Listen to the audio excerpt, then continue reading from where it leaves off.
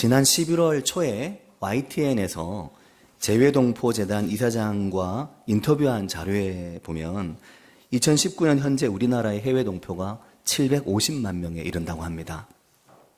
그중에 한국 국적을 가진 사람은 약 270만 정도, 외국 국적을 가지고 있는 이들은 480만 정도, 그리고 여기에 2살, 3살 때 해외로 이방을 간 아이들이 30만 명 정도가 되기 때문에 해외 동포를 780만 정도로 추산하고 있다고 합니다. 그런데 이렇게 해외로 나간 재외 동포들의 이민 사회에서 한인 교회를 찾는 이민자들이 의외로 굉장히 많다고 합니다. 그들 중에는 교회를 다니다가 쉬고 있었던 사람들도 있고 아예 교회가 처음인 사람들도 있는데, 이민 사회에서 재외 동포들이 한인 교회를 찾는 이유는 뭘까요? 고향 음식? 그런 것도 크다 그러더라고요. 외로움 때문이라고 합니다. 한국에 가면 다 한국 사람이지만 이민 사회에서 살다 보면 대부분 외국인들이라서 외로움을 많이 느끼게 되기 때문이라고 합니다. 그런데 한인교회에 가면 동포를 만날 수 있고 한국 음식도 먹을 수 있고, 먹는 게 그게 또 중요하잖아요. 그리고 교회니까 일단 친절하게 대해주니까 한인교회에 많이 간다고 합니다. 이민사회는 속마음을 잘 드러내지 않는다고 합니다. 그래서 자기 본명을 잘 말하지 않는다고 합니다.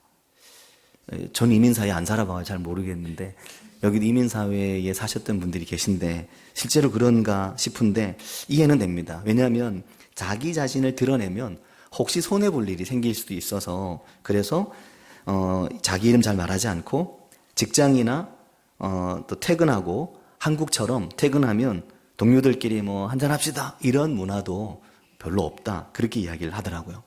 그러다 보니까 한국에서 교회를 거의 안 다니던 분들도 한국 사람들이 모이는 교회에 관심을 갖게 되고, 그렇게 나간 교회에서 말씀을 듣다가 주님께 마음이 열리고 믿음을 갖게 되는 분들이 많이 있다 하는 겁니다. 그런데 그렇게 외로워서 교회를 찾아가다 보니까 자연히 교회에 대한 기대치를 가지고 가게 되고, 교회에 가면 뭔가 문제가 좀 해결되고 좀 뭔가 친절하고 따뜻하고 그렇게 교회를 찾아가는데, 의외로 실망을 하게 되거나 교회 다니는 사람들은 뭔가 다를 줄 알았는데 예수 믿는 사람들이나 안 믿는 사람들이나 별로 다를 게 없다고 느껴지면서 어떤 경우에는 안 믿는 사람보다 못하다고 생각하고 큰 실망을 하는 경우도 있다고 합니다. 용서와 사랑이 있는 곳인 줄 알았는데 사랑을 말씀하신 예수님의 가르침과는 달리 교회에서 싸우거나 갈등이 생기는 걸 보면서 여기가 교회가 맞나? 하는 의문을 갖게 되는 경우가 생기게 되기도 한다 하는 겁니다. 아마 이런 의문은 비단 이민 사회뿐 아니라 한국 교회 안에서도 마찬가지일 것입니다. 세상에는 어떤 교회도 사실상 완전한 교회는 없습니다. 완벽한 교회는 없다는 것이죠. 자녀 교육을 잘해주는 교회가 있는가 하면 목회자가 영 별로인 교회도 있을 수 있고, 목회자가 좀 괜찮은가 하면 자녀 교육을 제대로 못하는 교회도 있을 수 있고, 어떤 교회는 다 좋은데 나는 찬양을 정말 좋아하는데 찬양이 나랑 안 맞아서 교회를 가기 어려운 경우도 있다고 합니다.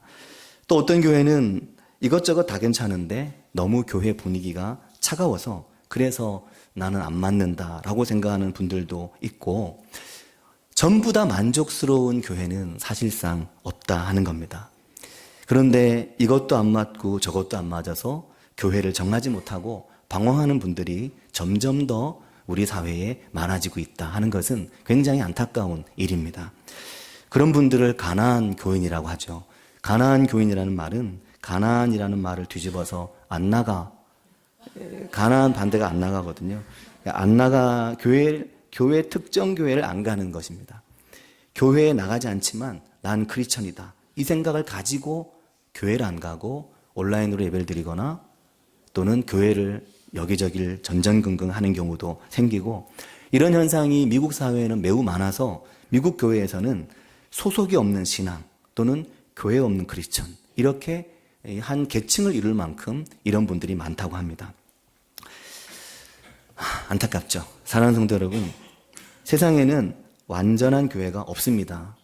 그러므로 완전한 교회를 찾기보다는 내가 사랑하고 함께 할 수 있는 교회를 찾아서 잘 정착하는 것이 굉장히 중요합니다. 교회는 마치 우리에게 고향 같아서 우리 인생에 참으로 중요한 삶의 자리이기 때문에 쉽게 떠나기가 어렵고 쉽게 만나기도 어렵습니다. 제가 가만히 살펴보니까 그런 것 같더라고요.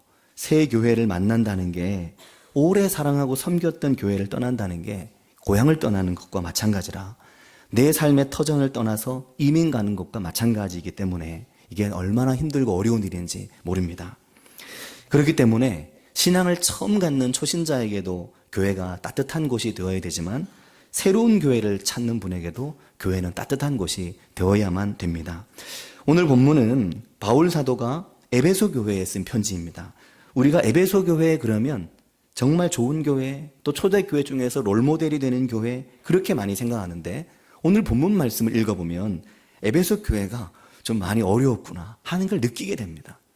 에베소 교회도 완벽한 교회는 아니었구나 이걸 느끼게 되는 거죠. 그러면 어떤 교회가 좀 더 좋은 교회일까? 어떻게 하면 외로운 사람들이 마음을 붙이고 정을 붙일 수 있는 그런 교회를 함께 이루어갈 수 있을까? 이것을 오늘 말씀을 통해서 함께 나누려고 합니다.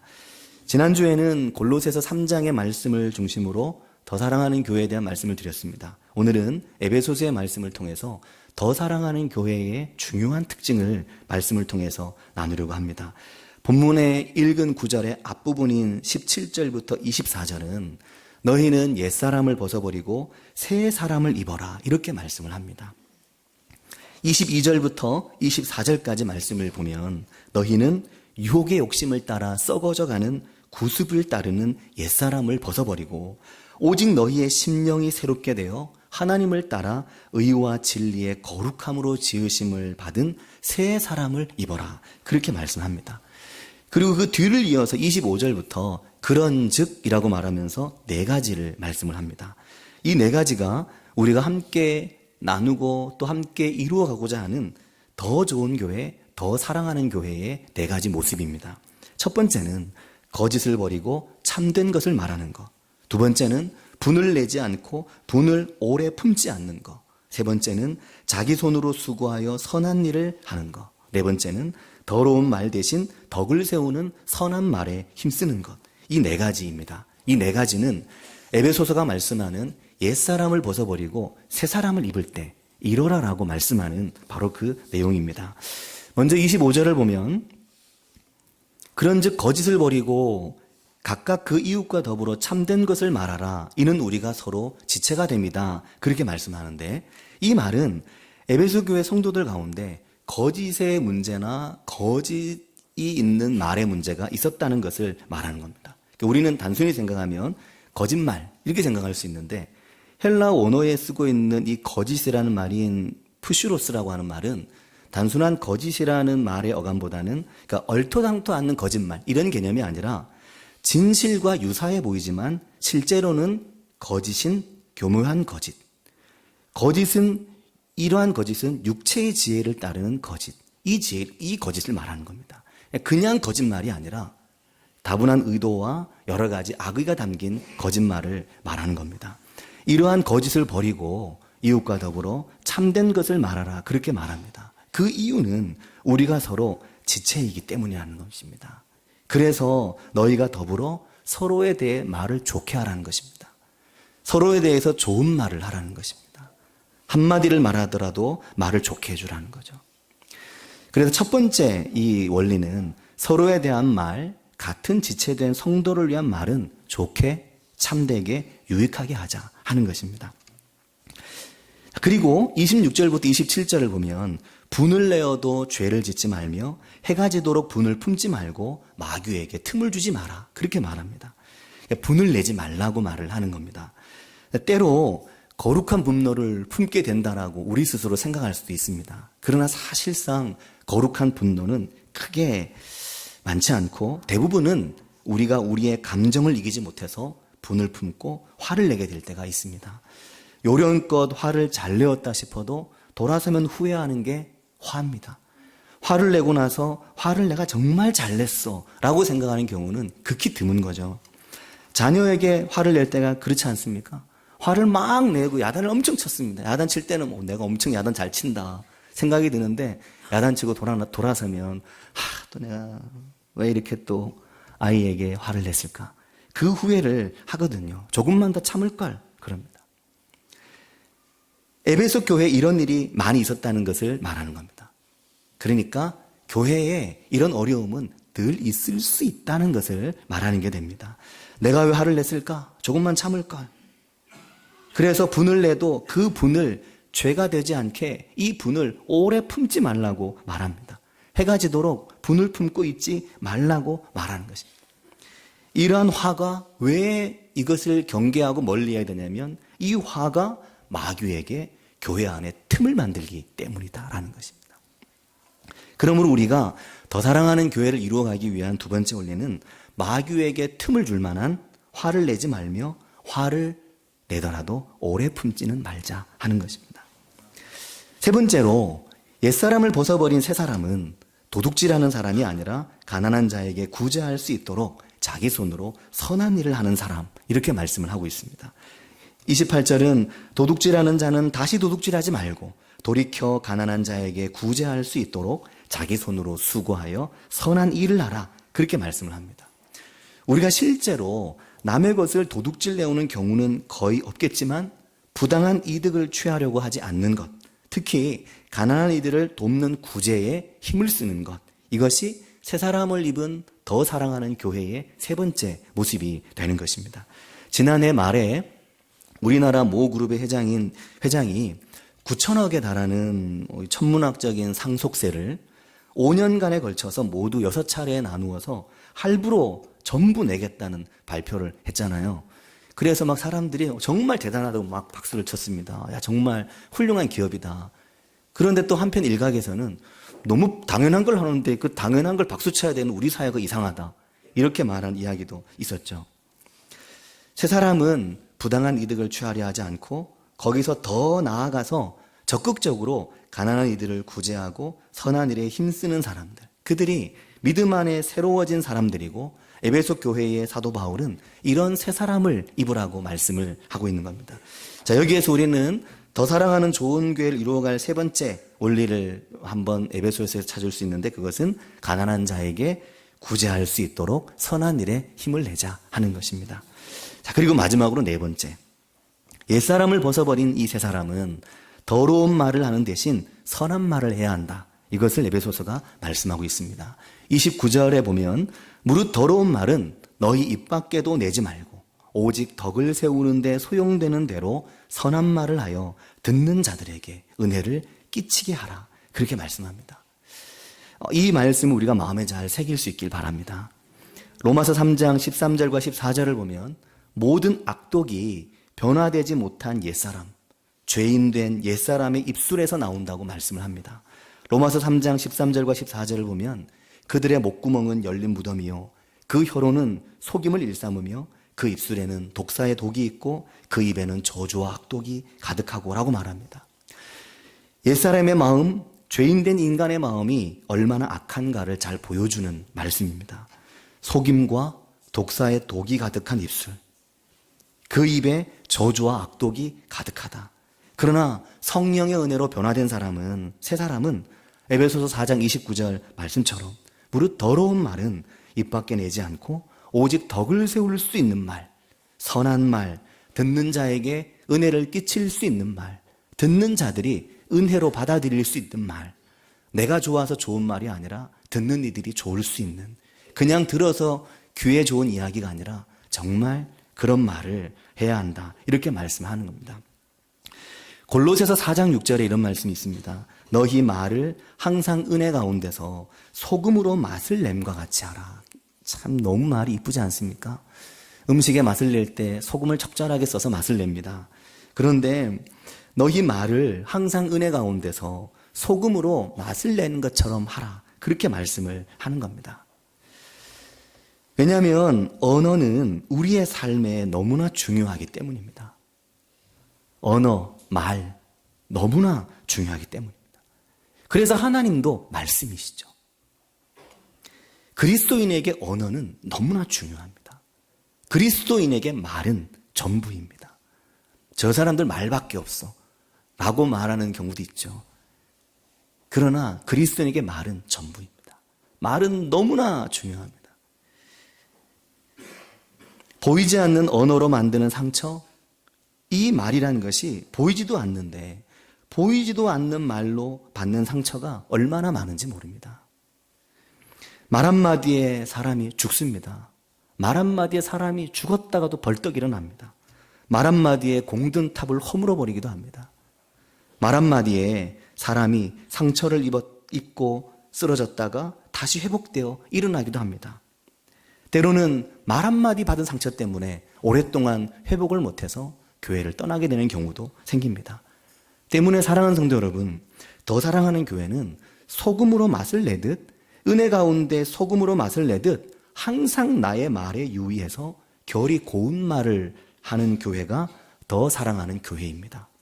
사랑한다고 말하면서 말이 그렇지 않으면 사랑의 교회라고 할 수가 없는 것입니다. 내 말로 누가 힘들지 않은지, 내 말에 누가 아프지 않은지, 내 말이 누구에게 듣기 거칠지 않은지 이것을 늘 돌아보아야만 됩니다.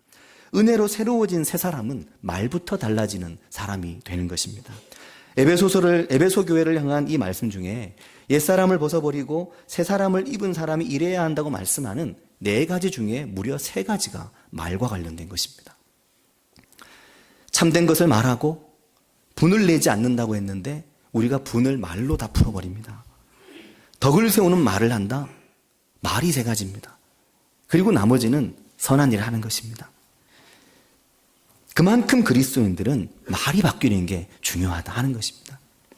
놀랍게도 신약 성경의 바울 서신을 보면 그리스도 예수 안에서 새롭게 된 새 사람은 말버릇부터 달라진 사람입니다. 나 말버릇이 이래요. 이렇게 말할 수가 없는 것입니다. 야고보서 3장 6절 자주 인용하지만 혀는 곧 불이요 혀가 곧 불의의 세계다. 혀는 우리 지체 중에 온몸을 더럽히고 삶의 수레바퀴를 불사를 만한 것이 혀라고 말씀을 합니다. 그 사르는 것이 혀로부터 지옥불이 나온다고 말씀을 합니다. 그런데 더 놀라운 게 뭔지 아십니까?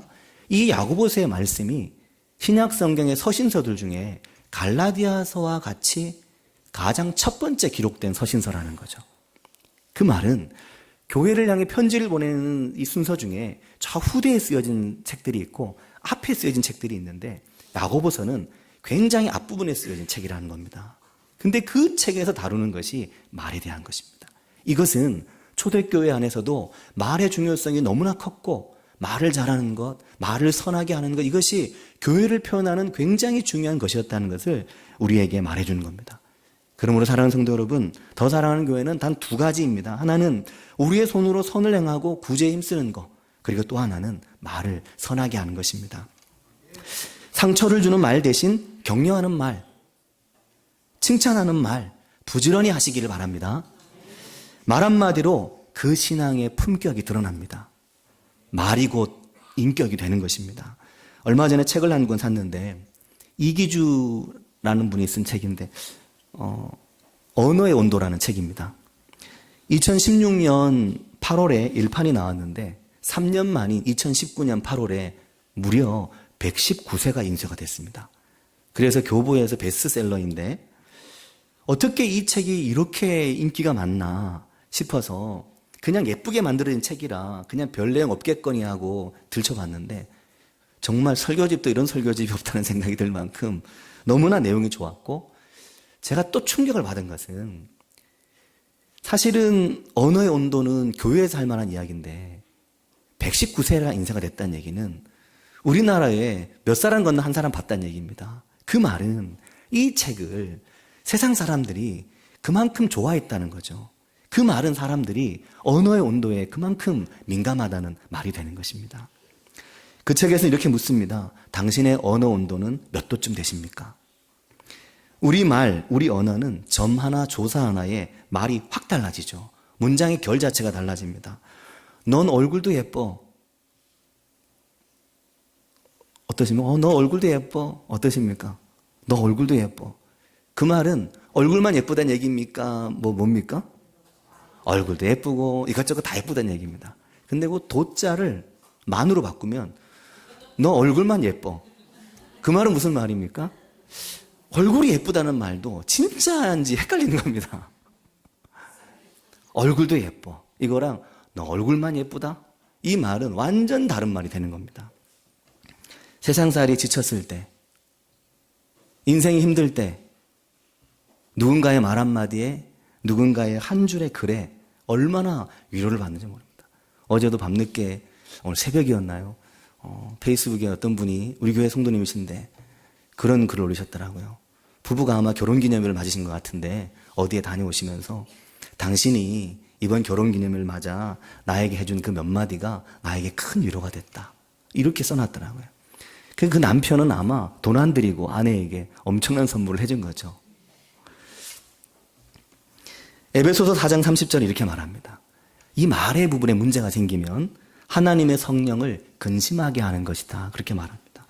그래서 하나님의 성령을 근심하게 하지 말라. 그 안에서 너희가 구원의 날까지 인치심을 받았느니라. 그렇게 말합니다. 성령을 근심하게 하지 말라고 말씀합니다. 무엇으로 말입니까? 말로 말입니다. 교회는 마음이 상한 분들이 모이는 곳이기 때문에 더 그렇습니다. 다 나같지 않은 거죠. 그래서 내가 교회에 익숙하고 내가 신앙이 좋아지면 좋아질수록 처음 온 분들 또 상처가 누가 있나 이걸 잘 봐야 됩니다. 더 많이 아파본 사람은 아픈 사람이 눈에 잘 보인다고도 그 책에 그런 말도 나오더라고요. 더 많이 아파본 사람은 아픈 사람이 눈에 잘 띈다는 겁니다. 그래서 그런 이들은 말의 온도가 많이 달라진다. 그렇게 되어 있더라고요. 더 사랑하는 교회는 선한 말, 따뜻한 말로 온기가 채워지는 교회입니다. 오늘 일부 예배 때는 굉장히 썰렁하더라고요. 많이 안 계시니까 히터가 꺼지는 순간부터 교회가 굉장히 차가워집니다. 근데 그렇게 냉랭하면 교회가 얼마나 힘듭니까? 근데 지금은 히터를 꺼도 이렇게 많은 분들이 앉아 계시니까 따뜻한 느낌이 여기 있죠. 만약에 여기에 내 옆에서, 내 앞에서, 내 뒤에서 밥 먹으면서 칭찬과 격려와 위로와 따뜻한 말들을 듣게 되면 이 몸의 온도는 더 많이 올라가게 되겠죠. 에베소서 4장 31절 32절 이렇게 말합니다. 너희는 모든 악독과 노함과 분냄과 떠드는 것과 비방하는 것을 모든 악의와 함께 버리고 서로 친절하게 하며 불쌍히 여기며 서로 용서하기를 하나님이 그리스도 안에서 너희를 용서하신 것 같이 하라. 이렇게 말씀을 합니다. 악독, 분함, 노함, 떠드는 거, 비방하는 거. 떠드는 게 막 떠드는 게 아니라 비방을 말합니다. 그래서 이런 모든 악의들을, 이 모든 악의들을 다 버리라고 말합니다. 그러면서 말하죠. 친절하라. 친절하게 하라. 불쌍히 여겨라. 용납하라. 그렇게 말합니다. 경북 예천에 가면 언총이라는 것이 있다고 합니다. 이것도 그 책에 나옵니다. 언총이 뭔지 혹시 아시는 분 계십니까? 저는 이 언총이라는 말을 처음 다시 알게 됐습니다. 언총이라는 말은 말무덤을 말합니다. 말무덤. 타는 말이 아니고 말의 무덤을 말합니다. 언총, 말무덤. 이 언총은 말을 묻어버리는 고분 같은 것을 말하는데 거기 실제로 사진을 찾아보니까 이렇게 돌도 세워져 있고 이렇게 움푹한 곳에 이렇게 무덤 같은 것도 만들어서 거기에 언총 이렇게 크게 써놨더라고요. 예천에 있는데 이 언총이 뭘 하는 곳인가 하면 마을에 흉흉한 일이 생길 때 마을에 어려움이나 갈등이 생기면 마을 사람들이 이 언총 앞으로 모였다고 합니다. 그리고 여기에서 대표적으로 두 종류의 말들을 이 언총에 쏟아냈다고 합니다. 첫 번째는 기분 나쁘게 들릴지 모르겠지만 하는 말. 기분 나쁘게 들릴지 모르겠지만 이라고 하는 말. 사랑하는 성도 여러분, 이 말 굉장히 조심해야 되는 말입니다.